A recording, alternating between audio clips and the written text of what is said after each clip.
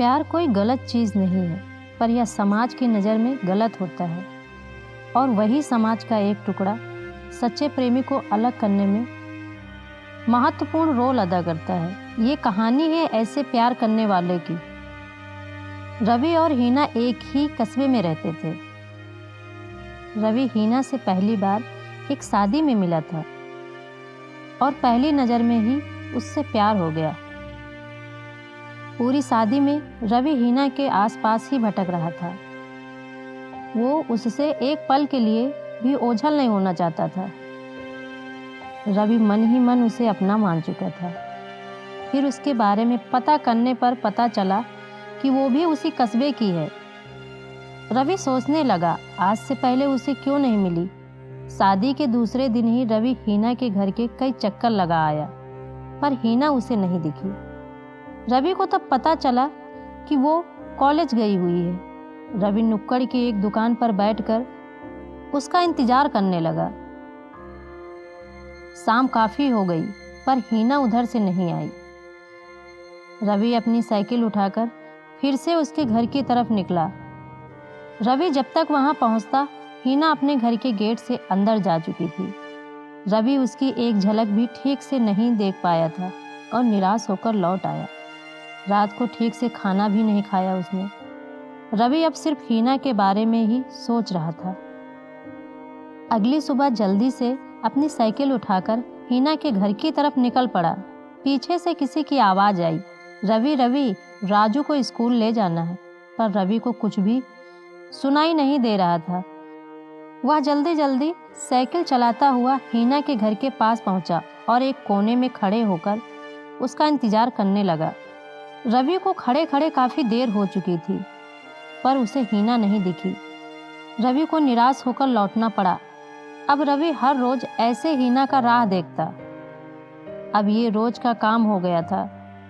समय ऐसे ही बीतता रहा। अब धीरे धीरे 6 महीना हो गया था। रवि ने एक दिन हीना से अपने दिल की बात कहने का फैसला किया।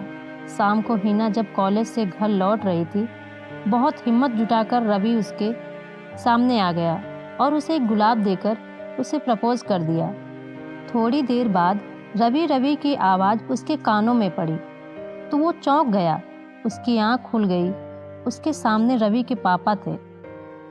डांटते हुए लहजे में बोले, क्या समय हुआ है पता है कुछ। रवि की निगाह जल्दी से पास रखी, घड़ी पर गई। शाम के 6 बज रहे थे।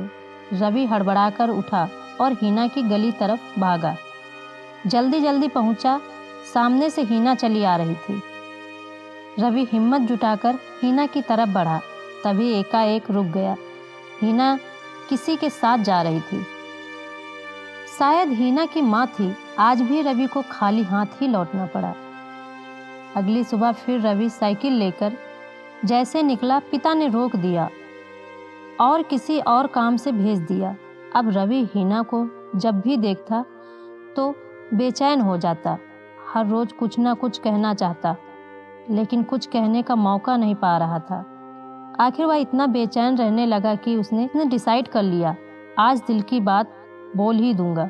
हमेशा की तरह सुबह उठकर हीना के कॉलेज पहुंचा और हीना के पास गया, लेकिन कुछ भी कह नहीं पाया। लेकिन यह जिद्दी प्रेमी ने सोच ही लिया था, आज बोलकर रहूंगा वरना शरीर त्याग दूंगा। और कॉलेज के गेट पर ही हीना का इंतजार करने लगा। कॉलेज का समय समाप्त होते ही वह रास्ते में हीना के पीछे पीछे चलने लगा। हीना किसी को अपने पीछे आते देख घबरा गई तो रवि ने बोला, हीना प्लीज घबराओ मत, मैं तुम्हें जानता हूँ, सिर्फ मैं तुम्हारा कुछ समय चाहता हूँ। हीना घबराते हुए बोली, ठीक है बोलो जल्दी।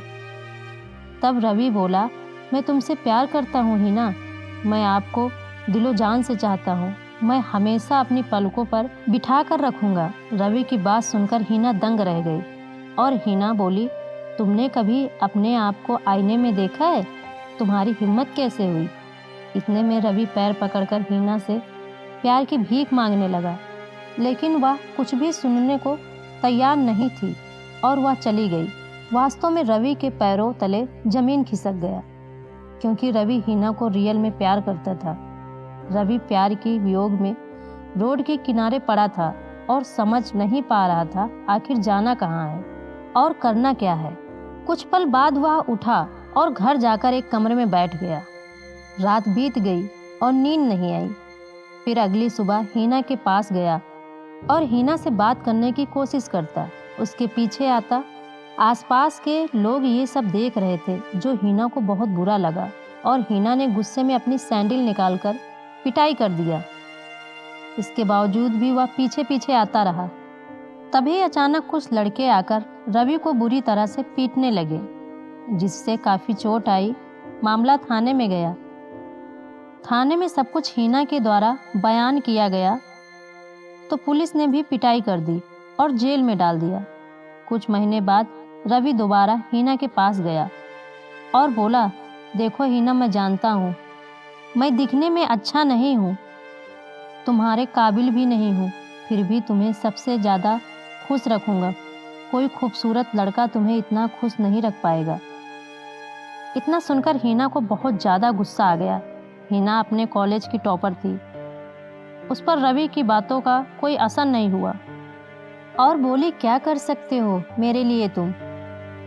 तो रवि बोला, जान दे सकता हूँ तुम्हारे लिए।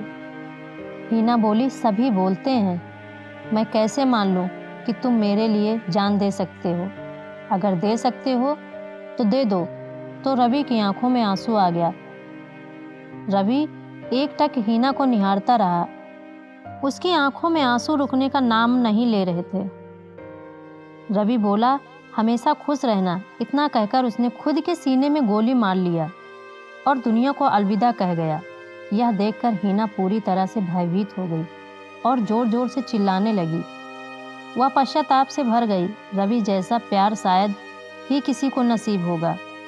हीना रवि के प्यार और दीवानापन को कभी भुला नहीं सकी।